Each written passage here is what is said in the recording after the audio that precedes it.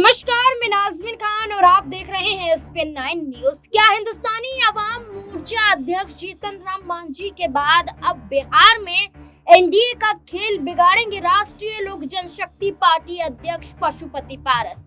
विधानसभा चुनाव 2025 में होने हैं, लेकिन 2025 के विधानसभा चुनाव से पहले अभी से एनडीए के सहयोगी घटक दलों की सीटों की मांग तेजी से बढ़ती हुई नजर आ रही है। जहां जीतन राम मांझी 25 सीटों की मांग करते हुए नजर आते हैं 243 विधानसभा सीटों में से, तो वहीं 243 विधानसभा सीटों पर अकेले पशुपति पारस की पार्टी चुनाव लड़ती हुई नजर आएगी। इस बात के संकेत पशुपति पारस ने अपने बयान के जरिए दे दिए। पशुपति पारस ने ऐलान किया है कि वो 243 विधानसभा सीटों पर चुनाव लड़ेंगे, लेकिन भारतीय जनता पार्टी के साथ जुड़े रहेंगे या फिर नहीं, ये बड़ा सवाल यहाँ पर बनता है। और इसी सवाल के जवाब में मेरे साथ जुड़े हुए हैं मेरे सहयोगी सिराज। जानने की कोशिश करेंगे कि अब बिहार में क्या कुछ बदलता हुआ एनडीए में नजर आ सकता है। सिराज, एक तरफ जीतन राम मांझी हैं, 25 सीटों की मांग करते हैं, दूसरी तरफ पशुपति पारस है, सीधा 243 विधानसभा सीटों पर चुनाव लड़ने का ऐलान कर देते हैं। क्या लगता है पशुपति पारस अब इन सीटों के तहत क्या भारतीय जनता पार्टी की मुश्किलों को बढ़ाते हुए नजर आएंगे? जी देखिए, पूरी तरीके से बिहार में जो है दबाव वाली पॉलिटिक्स अब देखने को मिल रही है।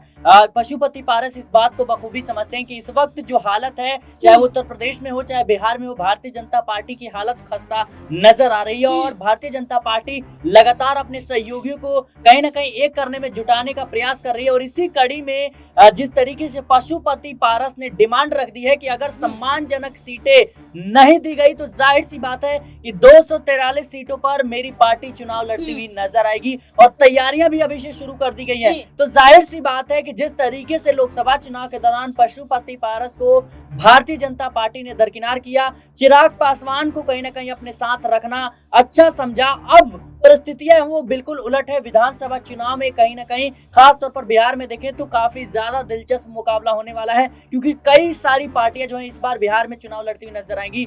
और इस बात को बखूबी पशुपति पारस समझते हैं कि केंद्र में भी जो है कह सकते हैं वैशाखी के सहारे सरकार है और राज्य में भी, तो कहीं ना कहीं दबाव वाली जो पॉलिटिक्स है वो अभी से ही शुरू हो गई है। और चिराग पासवान के चाचा पशुपति पारस ने खुले तौर पर, मुझे लगता है, ये भारतीय जनता पार्टी के लिए चेतावनी दे दी है कि अगर सम्मानजनक सीटें नहीं मिली तो जिनके साथ हमारे सम्मानजनक सीटें मिलेगी हम उनके साथ जुड़ेंगे। देखिए, दबाव की बात आपने की है, तो दबाव एक तरीके से पशुपति पारस ने इस बयान के साथ भी दिया है कि 243 विधानसभा सीटों पर प्रत्याशी तो उतारेंगे, लेकिन साथ ही साथ वो ये कहते हैं कि भारतीय जनता पार्टी का बर्ताव भी देखेंगे। अगर बर्ताव यहाँ पर समर्थक के रूप में नजर आया तो कहीं ना कहीं जुड़ाव रहेगा, अगर समर्थन के रूप में नजर नहीं आया तो क्या पशुपति पारस महागठबंधन की तरफ रुख करते हुए नजर आ सकते हैं? जी बिल्कुल, पशुपति पारस को लोकसभा चुनाव के दौरान भी कहीं ना कहीं ऑफर मिला था। हालांकि उन्होंने एनडीए के साथ रहना उचित समझा और एनडीए के साथ बने रहे। हालांकि उनके अभी तक जो है कोई भी पद उनको नहीं सौंपा गया। माना यह भी जा रहा था कि राज्यपाल का जो पद है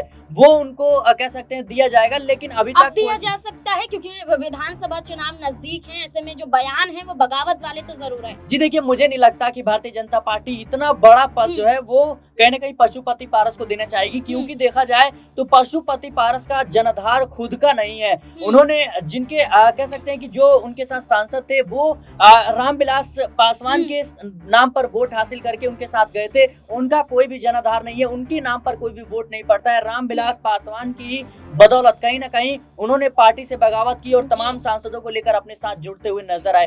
तो इसी वजह से कहीं ना कहीं आला कमान ने चिराग पासवान को साथ रखा, क्योंकि उनका यही मानना था कि चिराग पासवान रामविलास पासवान के बेटे हैं और उन्हीं के साथ जनता जो है वो जुड़ती हुई नजर आएगी। और इसका असर आपने देखा, लोकसभा चुनाव में चिराग पासवान ने 100% जीत हासिल की। तो मुझे लगता है कि इतना बड़ा पद उनको नहीं मिलने वाला। हालांकि 15 से 20 सीटें जरूर भारतीय जनता पार्टी दे सकती है। देखिए, बिल्कुल यहाँ पर अगर बात करें तो पशुपति पारस ने डिमांड तो की है, लेकिन सिराज क्या लगता है कि एक तरफ चिराग पासवान हैं जिन्होंने अपने चाचा की हाजीपुर लोकसभा सीट भी छीन ली, जिससे वो सांसद थे, जिस वजह से पशुपति पारस ने भारतीय जनता पार्टी के सामने मांग रखी कि लोकसभा चुनाव लड़ना है, कम से कम यहाँ पर 6 से ज्यादा सीटें चाहिए। साथ ही साथ देखा जाए तो जब एनडीए ने चिराग पासवान की पार्टी को यहाँ पर 5 सीटें दे दी तो पशुपति पारस बगावत पर उतर आए, अल्टीमेटम देते हुए नजर आए। इतना ही नहीं, केंद्रीय मंत्री पद से इस्तीफा भी सौंप देते हैं। अब चुनौतियां दे रहे हैं और चुनौतियां फिर से वही नजर आ रही हैं। लेकिन चिराग पासवान को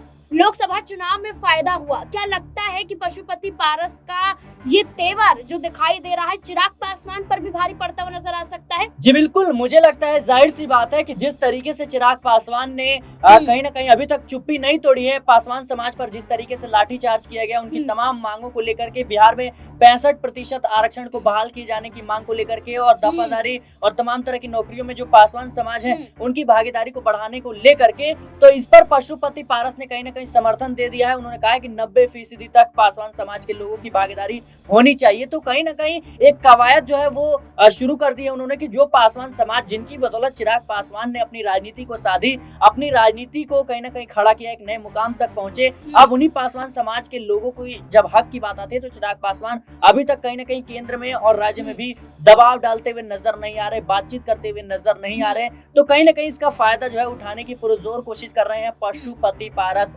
अगर केंद्र सरकार या राज्य सरकार इस पर कोई बड़ा फैसला नहीं लेती है तो मुझे लगता है पशुपति पारस इस मुद्दे को उठा के कहीं ना कहीं पासवान समाज को खुद जो है उनका जनाधार जो है खुद के अंदर कहीं ना कहीं समेटने का कार्य करेंगे। एक आखिरी सवाल लेना चाहूंगी कि जिस तरीके से पशुपति पारस हैं, चिराग पासवान हैं, अपने मुद्दों के जरिए दबाव एनडीए पर बना रहे हैं, क्या नीतीश कुमार भारतीय जनता पार्टी के लिए बिहार में सहारा है या मजबूरी है? क्योंकि बात करें जेडीयू पार्टी के नेता की तो श्रवण कुमार है, वो बयान देते हैं कि नीतीश कुमार अगर भारतीय जनता पार्टी के साथ नहीं जुड़ेगी तो भारतीय जनता पार्टी लोकसभा चुनाव या विधानसभा चुनाव भी नहीं जीत पाएगी। क्या लगता है, नीतीश कुमार सहारा है या मजबूरी है?